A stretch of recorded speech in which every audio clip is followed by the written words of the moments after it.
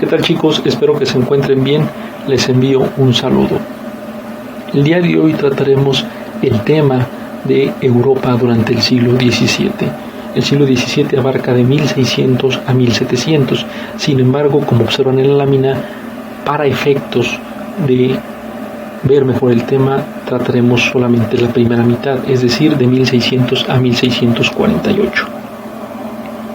Ahí observamos el mapa característico de Europa durante el siglo XVII. Observamos a las distintas potencias y cómo este siglo va a transformar, nos vamos a dar cuenta cómo va a transformar la hegemonía de algunos reinos. Observamos, por ejemplo, ahí España de verde junto con Portugal, que estaban unidas desde el reinado de Felipe II, Inglaterra, que ya estaba unida con Escocia, y cómo Francia iba a empezar a ganar terreno. Antes de pasar a los conflictos bélicos, a los conflictos políticos, es pertinente hablar de la cultura en ese entonces. Y lo vamos a resaltar con dos personajes muy importantes. Uno es Miguel de Cervantes y el otro es William Shakespeare. Miguel de Cervantes, como ustedes sabrán, era español, es el autor del Quijote y de numerosas obras también importantes para la lengua española. Y por el otro lado tenemos a William Shakespeare, autor sobre todo de tragedias y comedias inglesas. Una de sus obras más importantes es Macbeth, por ejemplo. También mencionar a Galileo Galilei. Galileo Galilei fue muy importante porque prosiguió con los conocimientos de un científico que vimos en la pasada presentación, que era Copérnico, y Galileo Galilei continuó observando a los astros, definió y desarrolló las teorías de los movimientos astrales, e incluso se vio implicado en la Inquisición por este tipo de conocimientos y avances científicos. Ahora, vamos a pasar propiamente a lo político. Insisto, siglo XVI, que es el siglo que vimos la pasada presentación, abarcó de 1500 a 1600. Es conocido como el siglo de los Austrias mayores. ¿Quiénes son los Austrias mayores? Pues es Carlos I de España, o V, y Felipe II, su hijo. ¿Por qué Austrias mayores? Porque pertenecían a la familia de Habsburgo, y los Habsburgo era una familia austriaca. Se les llama también mayores porque es bajo estos reyes que España obtiene su mayor esplendor en la historia. Pero, por lo que respecta al siglo que vamos a observar hoy, que es el siglo XVII, de 1600 a 1700, es conocido como el siglo de los Austrias menores, que son Felipe III, Felipe IV y Carlos II, todos ellos descendientes de Carlos I de España o Carlos V. Se les llama Austrias menores porque, a pesar de que mantuvieron el imperio español, no lograron preservar la hegemonía que Carlos V y Felipe II le imprimieron. Ahí vemos a cada uno de los monarcas.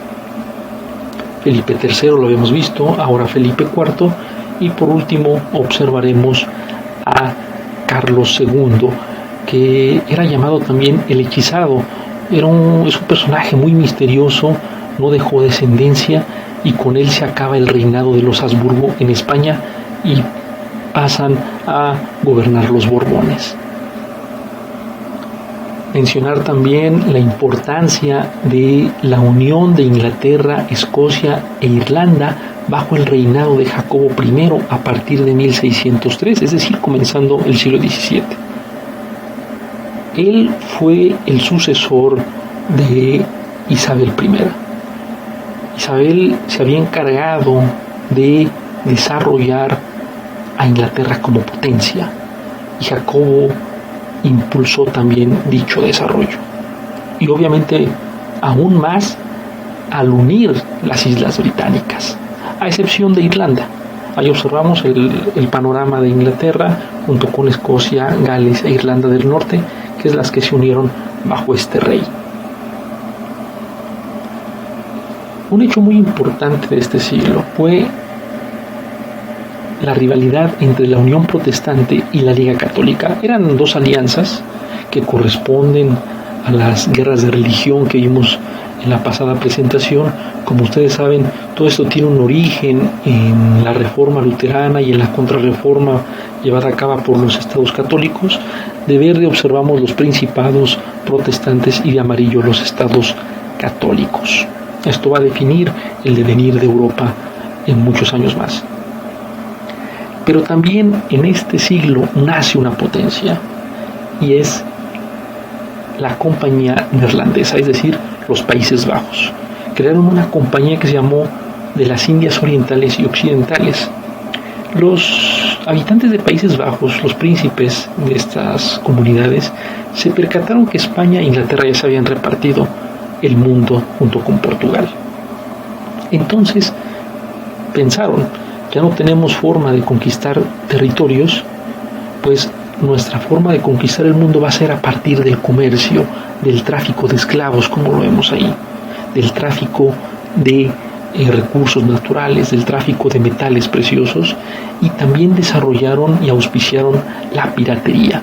Ahí observamos la bandera de los Países Bajos y cómo desde ahí se señala su influencia mercantil.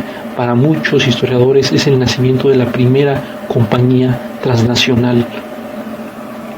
Ahora, este siglo también definió el nacimiento de Francia como potencia, y se logra a partir del reinado de Luis XIV, quien gobernó Francia de 1643 a 1715. Luis XIV, también conocido como el Rey Sol, fue un representante de lo que se denomina el absolutismo en Europa, que vamos a ver después. Y con este monarca, insisto, Francia inicia su esplendor, crea nuevas funciones en el gobierno y sobre todo llena de lujos a París. Ahora, observaremos las guerras más importantes durante este medio siglo, que son la guerra de los 80 años que enfrentó a España contra los Países Bajos, Inglaterra y Francia.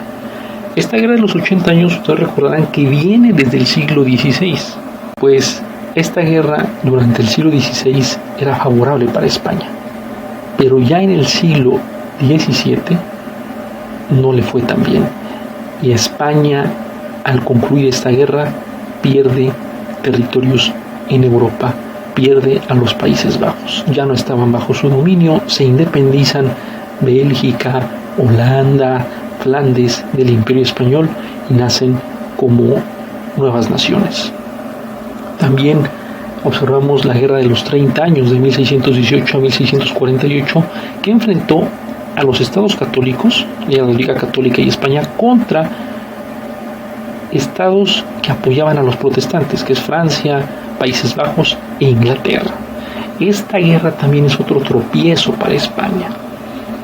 España como potencia participaba en todos los conflictos bélicos, y ustedes notarán que en el siglo XVI España salía victoriosa de todas las guerras, pues en el siglo XVII, si bien no le fue tan mal, ya no vencía con tanta facilidad. Y esta guerra de los 30 años para muchos es una derrota para España, porque Francia ganó terrenos, que es los que vemos ahí. Francia empezó a obtener más territorios y por lo tanto muchos consideran que empezaba la decadencia del Imperio Español. Y es así como también se refleja en otro hecho muy importante, la separación de Portugal del Imperio Español. Recordemos que Felipe II logra unir las coronas de Portugal y España en su reinado, pero a partir de 1640 los portugueses deciden separarse, deciden volver a ser un reino aparte, y entonces España no solamente perdía un territorio más en Europa, sino todos los territorios que Portugal tenía en América, en Asia y en África. Ahí observamos el mapa de España en amarillo y el mapa de Portugal en azul. También nos indica, y lo vamos a observar en este mapa, cómo en su momento, durante 1648, como se indica ahí, los territorios de España están en rojos, y es parte de la península ibérica. Ustedes notarán el sur de Italia en rojo y algunos territorios de Bélgica y Países Bajos en rojo, que son los que perdería el Imperio Español durante la Guerra de los 80 años. Y así es como terminamos con el escudo del Imperio Español, el escudo que mezclaba tanto el águila bicéfala de los Habsburgo y por ende si bien, insisto, España aún mantuvo cierta influencia en Europa durante el siglo XVI con los Austrias menores, poco a poco era un imperio que entraba en decadencia y a estar debilitado debido a que aparecieron nuevas potencias como Francia, como el Imperio Inglés o como los Países Bajos. Sin embargo, cabe recordar también lo siguiente: así como es el inicio de la decadencia política de España, culturalmente el siglo XVII fue uno de los más ricos para los españoles. Es el siglo de oro de las letras españolas y es donde hubo una confluencia de escritores portentosos, no solamente de la literatura española, sino de la literatura universal.